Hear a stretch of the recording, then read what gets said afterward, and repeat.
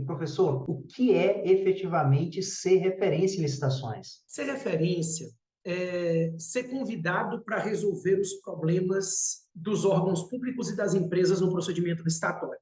A gente costuma dizer que o aluno começa a sua jornada já se apresentando como alguém que entende da matéria, né? Então, ele começa a ser reconhecido como alguém que entende da matéria, ele começa a ser lembrado naquele momento de pânico num órgão público, numa empresa, e aí ele, no passo seguinte, ele vai se tornando aquela referência daqueles que têm dúvidas. Então, eu realmente me torno a referência. As pessoas se referem a mim quando têm dúvidas sobre licitação. Então, quando eu vou ensinar sobre um determinado tema de licitação, e aqui eu já estou falando de alguém que está seguindo uma referência, essa pessoa vai dizer, olha, por exemplo, o professor tal pensa assim, e aí, nesse momento, aquela pessoa se tornou referência, porque ele se torna referência para aqueles que estão chegando.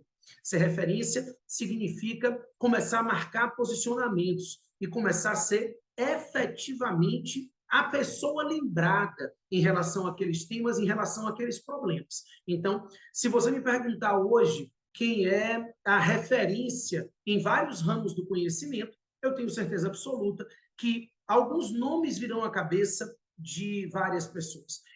Não existe somente uma referência em cada ramo, existem algumas referências. E essas referências, normalmente, são aqueles que vão conduzir o andamento das atividades para os que se preocupam e querem entender da matéria e se tornar reconhecidos na área. Eu queria discutir um pouquinho com o senhor quais são as ferramentas, o que eu faço para ser referência e trazer a sua visão, a sua experiência em cima de ferramentas práticas. Eu vou trazer algumas delas aqui para que o senhor possa comentar a sua experiência e o quanto que aquele profissional que quer ser referência pode usar dessas ferramentas para galgar esse caminho. E a primeira que eu queria trazer é a ambiência, a comunidade. Pois para você se tornar referência, você tem que dominar a prática. Não basta você entender da teoria da matéria, você tem que dominar a prática. Dominar a prática numa matéria que é muito nova é difícil.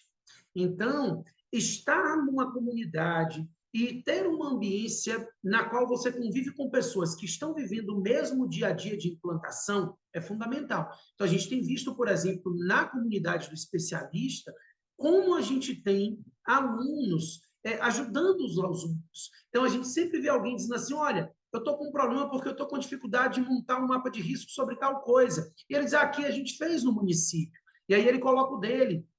E aí vem alguém e olha e diz, olha, mas esse seu do município talvez esteja faltando isso. Então, esse trabalho em conjunto na implantação é que vai trazendo a prática. E necessariamente, você precisa também aproveitar a prática dos outros para que você consiga, com mais rapidez, dominar essa prática da licitação sem precisar vivenciar todos os casos. Então, isso acelera o seu processo de se tornar referência. Eu acho que com os alunos que eu tive a oportunidade de conversar, e foram muitos, a maioria deles, se não todos, me disseram que uma das grandes dificuldades é que a interpretação da lei é muito teórica e na hora que você chega no dia a dia, na prática, a coisa fica muito difícil e a tomada de decisão, os problemas acabam sendo desafiadores exatamente porque a prática é diferente da teoria. Eu queria entender um pouquinho a sua visão de ferramentas práticas para solucionar esse desafio de trazer não só a bagagem teórica sólida, mas eu conseguir imprimir isso na minha tomada de decisão como especialista em licitações no meu dia a dia, seja nos entes públicos ou seja nas empresas. Então, existem algumas ferramentas, né? A utilização de modelos e minutas padronizadas, que são criadas a partir de outras que já estão sendo usadas em outros órgãos. Então, a União hoje usa minutas padronizadas de ATPs, TRs, usar ela como base para montar suas próprias minutas, estruturar minutas. Isso facilita muito a comunicação. Oficinas entre aqueles que estão ali atuando na licitação, trazendo situações, problemas e tentando montar os normativos, estruturar a organização administrativa desses órgãos, resolver problemas, né? Trazer problemas para serem solucionados à luz da nova lei. Isso é muito importante.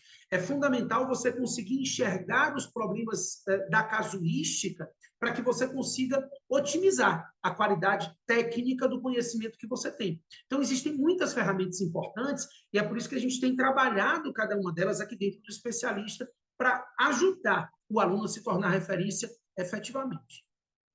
Professor, para a gente encerrar, qual que é a última dica que o senhor pode deixar para aqueles profissionais que querem esse reconhecimento constante, que querem demonstrar com a sua qualidade, com a sua competência, com o seu trabalho, o como eles podem ser referência dentro dessa área?